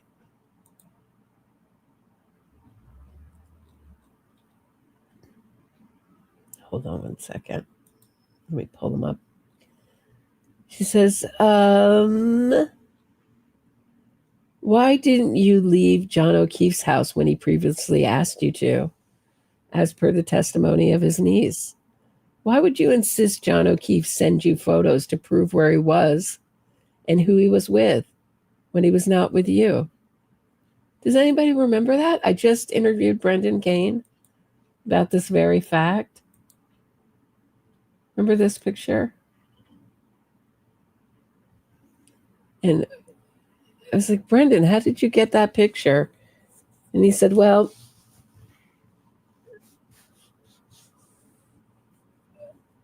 I went out with John, right, to a baseball game. And he said we went and had drinks beforehand. And he said he had to take a picture to prove to Karen where he was. And then there's another photo on the last day of his life, proves that he sent to Karen that he's with his dad. He takes a picture that he's with his dad. I mean, that's some creepo behavior. If you had a plumber due at 5 p.m. on January 28, 2022, why did you wait until 7:24:11 p.m. before you chose to tell John O'Keefe? Right? So they're writing back and forth. And she's like, At 7:24:11, she says, I am having issues with my hot water, so I had to text someone to take a look. Did you tell your father, your depraved father, you had no hot water and were expecting a plumber an hour earlier when he called you, or you called him at around 6 p.m.? Did you tell Karina Kolakithis, Jennifer McCabe, or anyone else in the C.F. McCarthy's pub or the Waterfall Bar about your plumber? You told John O'Keefe your plumber, Richie, showed you a piece that was all rusted. What exactly did this piece that was all rusted look like? So here's the text message. I don't know. He showed me some piece that was all rusted. And she put some woman symbol next to it. I don't understand half this stuff. How did you resolve your plumbing issues? Said he got to go to Home Depot and he'll probably been back mañana. That's what you told John O'Keefe. John O'Keefe told Michael Camerano that he was angry that Karen Reed hadn't asked him to fix her plumbing. So she was looking to start a fight and stir things up that night. Did you ever contact your Mansfield plumber, Richie, and inform him you had killed John O'Keefe? Why have you never showed the public a copy of your January 28, 2022 text to your Mansfield plumber, Richie? Where exactly down the road did your plumber, Richie, live? On what date exactly did Richie, your plumber, put your toilet seats on crooked And did he resolve this for you, or did your toilet seat remain crooked? So she told him that John O'Keefe that night, he just puts the toilet seats on crooked. Did Richie, your plumber, charge you for the call out on Friday evening? She wrote, he's not a scammer to John. Half the quick stuff he doesn't even charge me for. Wow, well, a plumber works for free. Amazing. Were you annoyed when your plumber turned up to your Mansfield home 3 hours late? I've always told you I will not, this is Karen Reed to John O'Keefe that night about the plumber. I have always told you I will not put either of you out of your way, meaning I think she means him, or because he says my papa would have fixed it because his dad is a plumber, John O'Keefe. Out of your way, the way everyone else in your life does. I want it. I knew it wasn't working right when you were at the doctor's with Kaylee, and I knew neither of you could get here. And this guy, Richie, fixed it last time, whatever it was. He was supposed to be here at 5.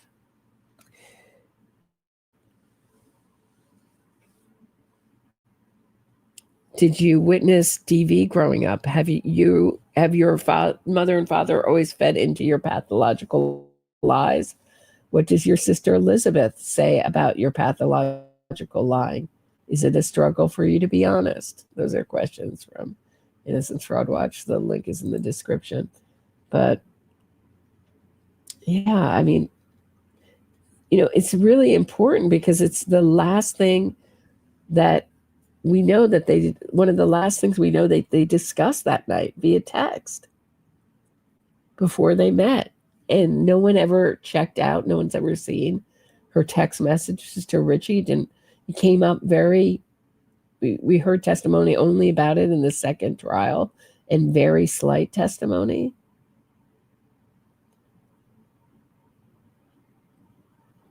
So, one second. I'm just going to take a break with this. I'll be back in 2 minutes. Don't go anywhere. Everyone is waiting for me to arrive at the bar. At home in Mansfield, I'm making up a new co-star. His name is Richie the plumber. No hot water, it's a bummer. It's all a figment of my imagination.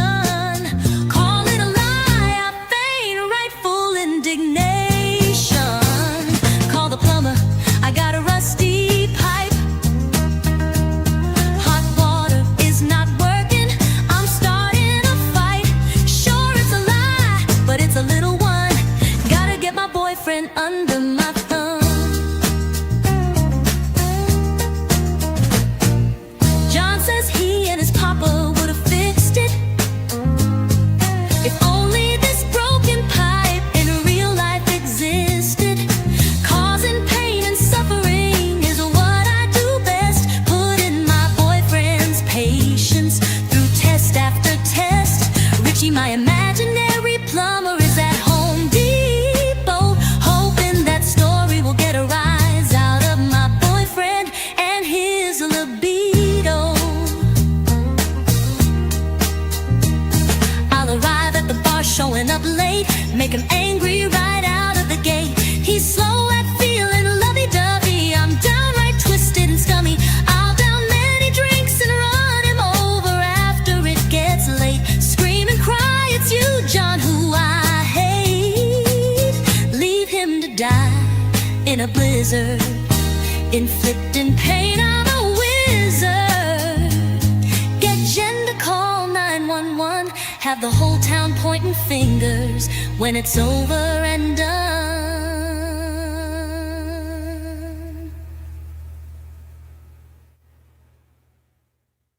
Cry to me, and I always tell her, like, gosh, you're so strong. Okay, so just to finish up with this is the end of the Natalie Bernschneider-Wawicki interview. Can I just go back just like a micro, just a little bit? but she's never cried to me. And I always tell her, like, gosh, you're so strong. Because you know me, I'm a crybaby. And I tell her, like, gosh, you're so strong. And she's like, I have no other choice. I'm fighting for my life. But I have to say, like, I do miss our friendship. I genuinely liked her. Yes, I have not seen her in 20 years. But we had so much fun reminiscing about college. And we would watch this Netflix show together, Tell Me Lies, which is about freshman college year, like love drama. And it reminded us of Bentley College. And so we would watch an episode and then we would like recap and talk about that episode and like be like, oh my God, can't wait for the next episode to come on. Stuff like that. So it wasn't just always about her case. And, you know, there was a friendship there. And that's, I think, what hurt me. Here's what I found. That's what hurt me when she didn't give me a chance to explain my innocent inquiry about the documentary. Another thing is in the very beginning, What is that message that gets played right behind her? Guess what I found? That's got to be a message from Natalie to Karen Reed, right? When they're mining through Facebook and finding things that can distract from the real evidence in Karen Reed's case. Guess what I found? Did anyone else hear that? Do I need to go back? Wait for everyone to catch up.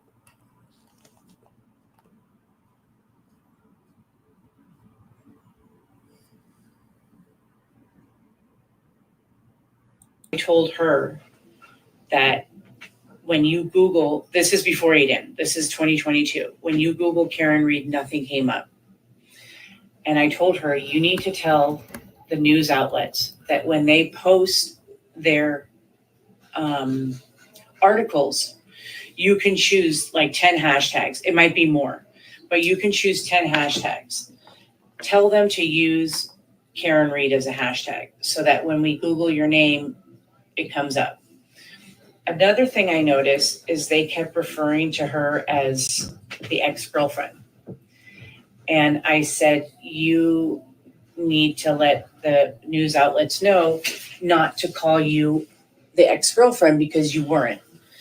And she was like, oh my God, Nat, why am I spending $3,000 a month on a PR person? You should just do my PR. You're so good at this stuff. You know this, like. You weren't the ex-girlfriend because when John O'Keefe asked you to leave his home, leave him alone, you wouldn't. You just demanded on staying there and wouldn't remove yourself from his home. So he tried to make you the ex-girlfriend. But you kept him around so you could teach him a lesson by running him over. On your own, I'm going to let go of my PR person. So from that point, I kind of looked at my role as her PR person, weirdly enough. And so I think that when Aidan told me about the documentary guy, I kind of wanted to protect her and protect him and make sure that this was legit. Nelson, any questions? Did Aidan ever, obviously after you gained his trust, did he ever have you email anybody that we haven't brought up yet? No. Like email, like. Just any documents, anything, or contact somebody on his behalf? Oh, like, so he would get emails from like people saying like, rumor has it that X, Y, and Z. And then he would say, can you send this to Karen and tell me if this is true? Okay. And then Karen would say, this is not true. Like that Brian Albert video with the foot. And Karen said, unequivocally, or however you say it in English, that's not Brian Albert. He always wears a skull cap type of thing. Anybody else that comes to mind? Amy Ashley Bell sent Aidan a text with pictures of Yuri on her Ring camera. And then Aidan sent me a screenshot where he sent that to Yannetti, and I sent that to you. Mm-hmm. So stuff like that. And Aidan would send me stuff to kind of keep me in the loop, but then by May, I was kind of pushed away, and I kind of sensed like, okay, they're now in touch. They don't need me anymore. Did Karen ever send you grand jury minutes or motions to send to Aidan? Only if they were already public. She was very careful about that. She was very, very careful. And she would always say, let me double check with Yannetti to make sure they're public. But never beforehand. She was very careful about that. And the only time I think she messed up was releasing the color autopsy photos. And for some reason, I thought I sent those to Aidan. But when I looked through my text messages with him, I sat down on Friday in my car and I was like, you know what? I'm going to finally revisit this. And I scrolled all the way up to the top. And I got a Jamba Juice. I sat in my car and I read everything. And when I was done, I was like, thank you, Jesus. I did not send the autopsy photos. I thought that maybe I sent those. But that's because I had them saved. But I think John Silvera, because he's on some of the emails with me, I was only sent like 3 emails or 4 emails, and he was on like 1 or 2 of them. And I know that they're very close, and I know that he was her biggest donor because he donated $15K. So I know that. And then she also said to me sometimes like, Natalie, if this is too much for you, I can have John S. take over, if you need a break. And I was like, no, this is what friends are for. Don't sweat it. It's not a big deal. I'm just copy and pasting. The kids are asleep, and that was pretty much it. And that was pretty much my involvement. And then stupid me, I got involved with Sean on the golf. And then also with Scanlon, the reason why you're going to get all these screenshots is Karen and I went on Scanlon's Facebook page before Aidan.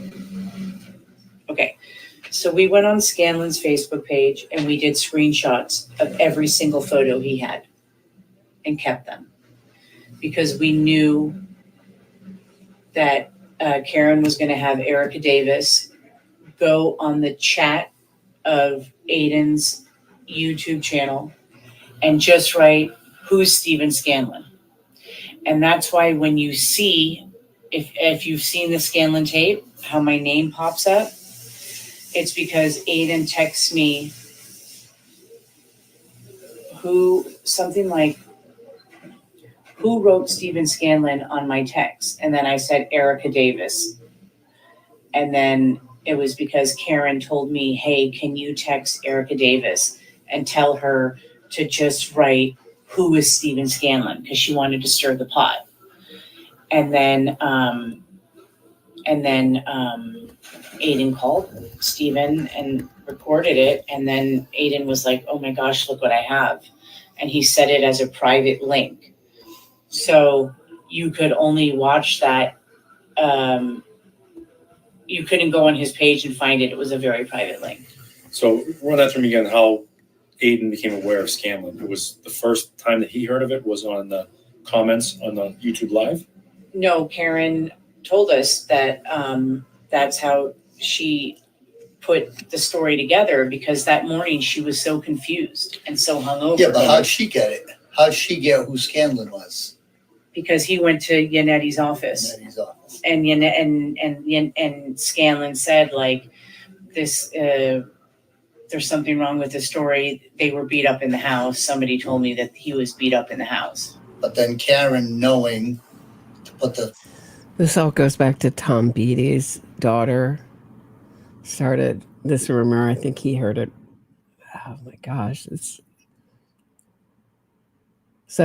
comes from the mind of Steve Scanlon, Natalie Bernschneider-Wawicki, Tom Beatty's daughter, Karen Reed.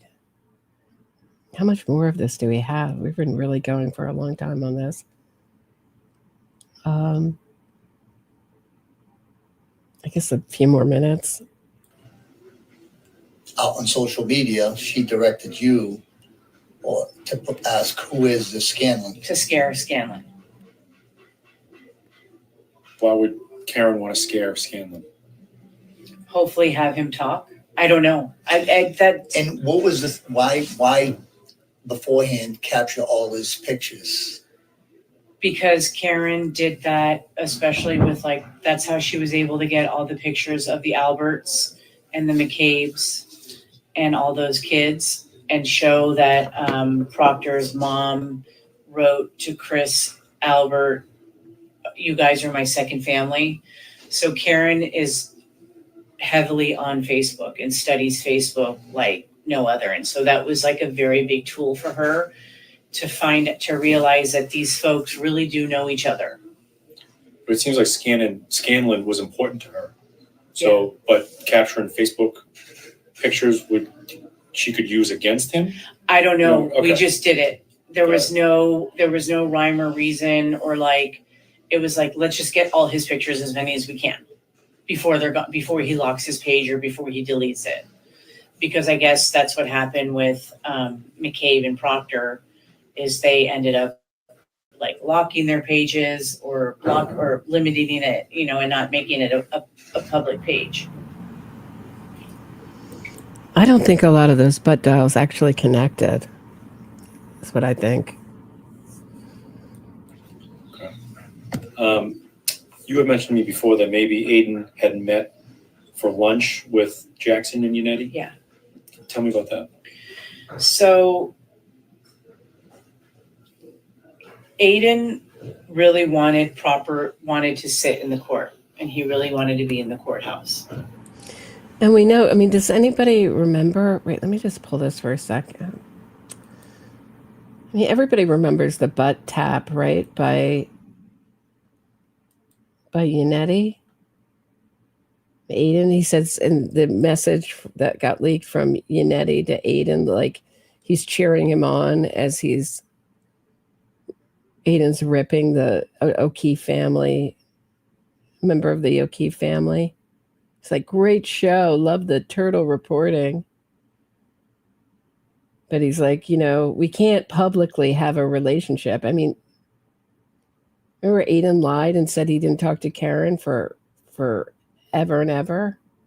Let's see, it's in my shorts. Hold on 1 second.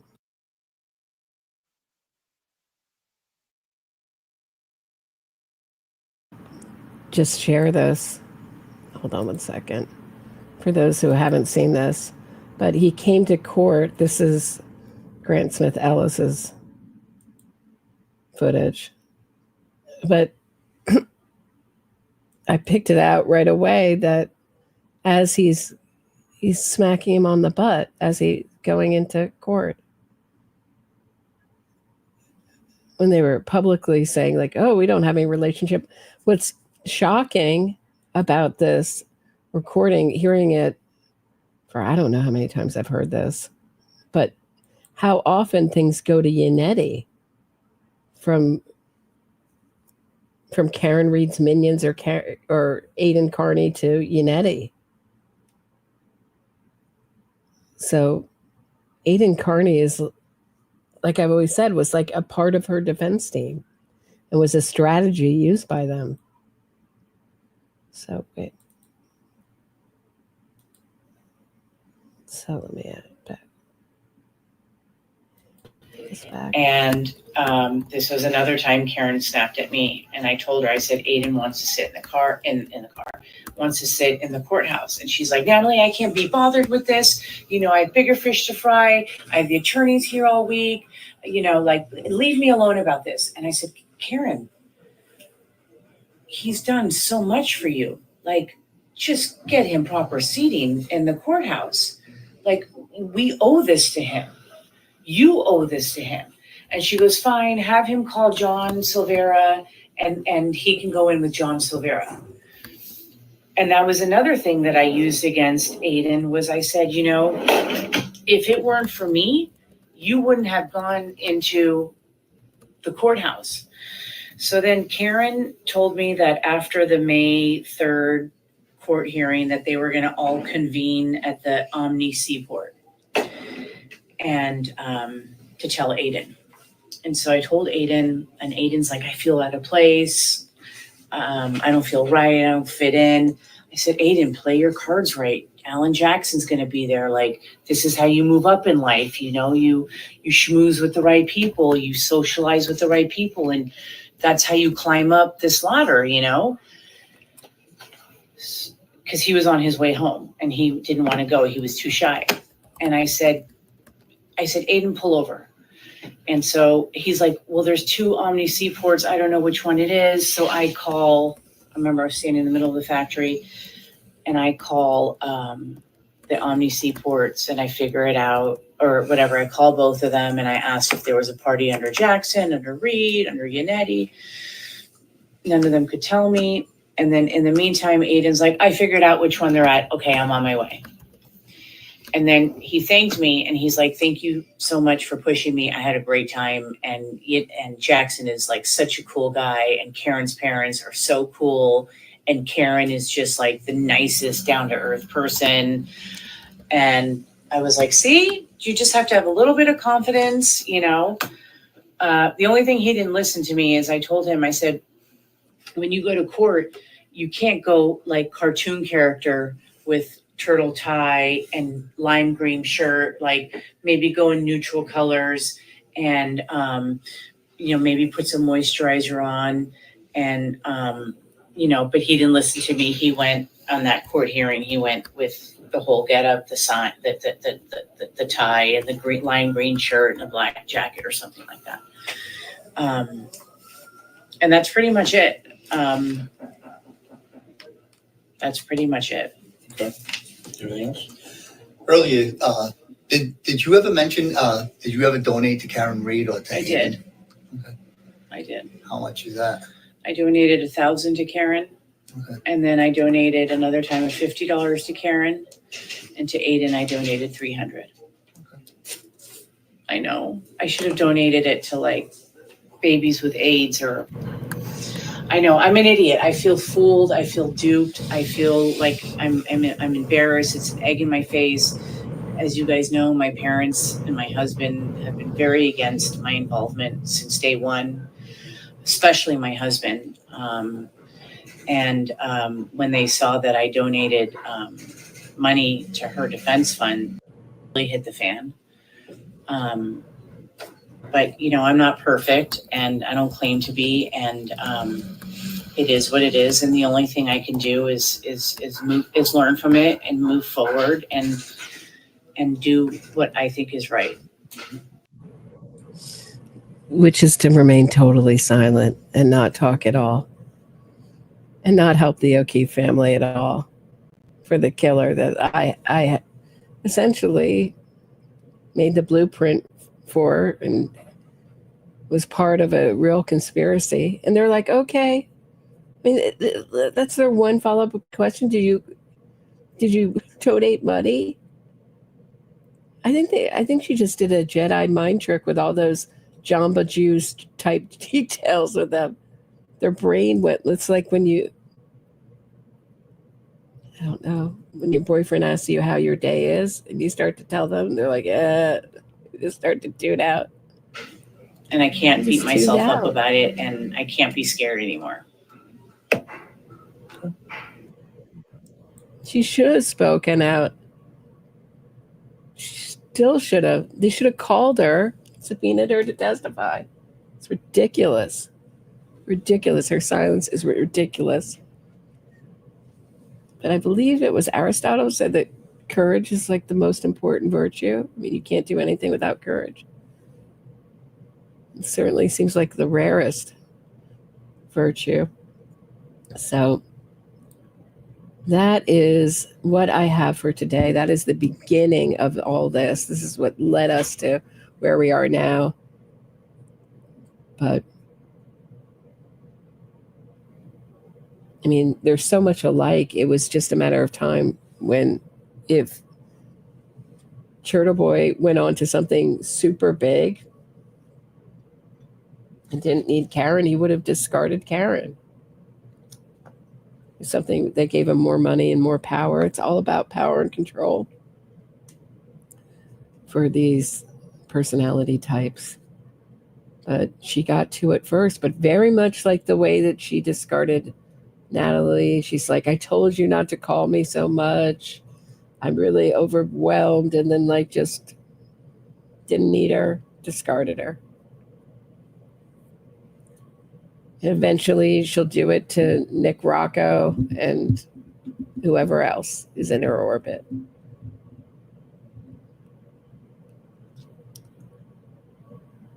They're useful, they will stay in. When they become not useful or not giving narcissistic supply or some other kind of use, they will be ousted. That is what I have for today. Let's see if we're going to see, I hope we see in the civil suit some evidence of these plumber techs. Hope they ask Karen about it.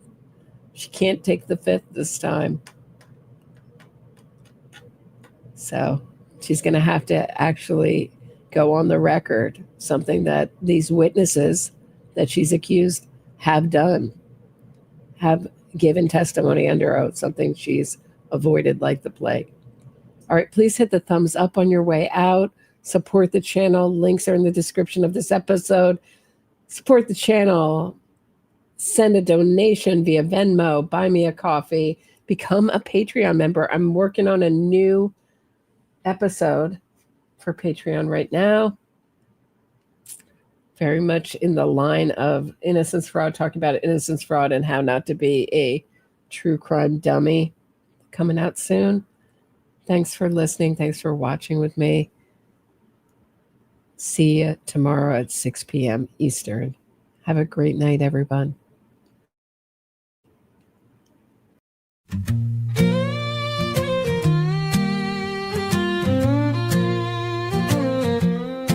I hit my boyfriend with my car. It wasn't an accident. But with lying lawyers, I'll go far. Lying lawyers and witness harassment. I'll avoid prison. It was snowing. I pushed the pedal down, hit him hard. Now the legal system I clown.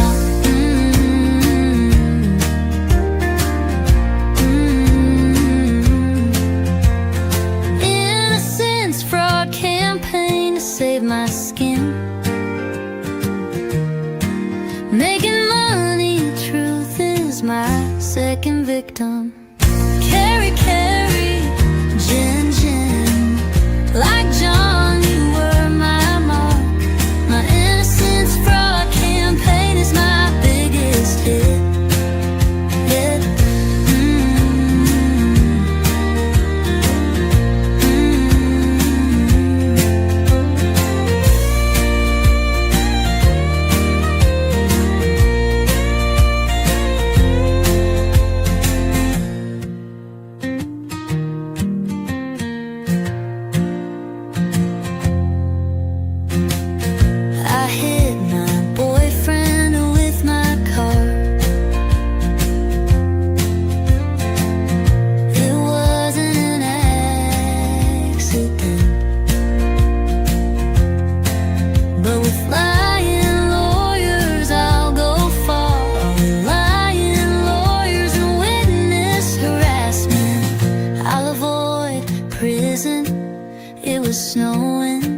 I pushed the pedal down, hit him hard. Now the legal system I clown.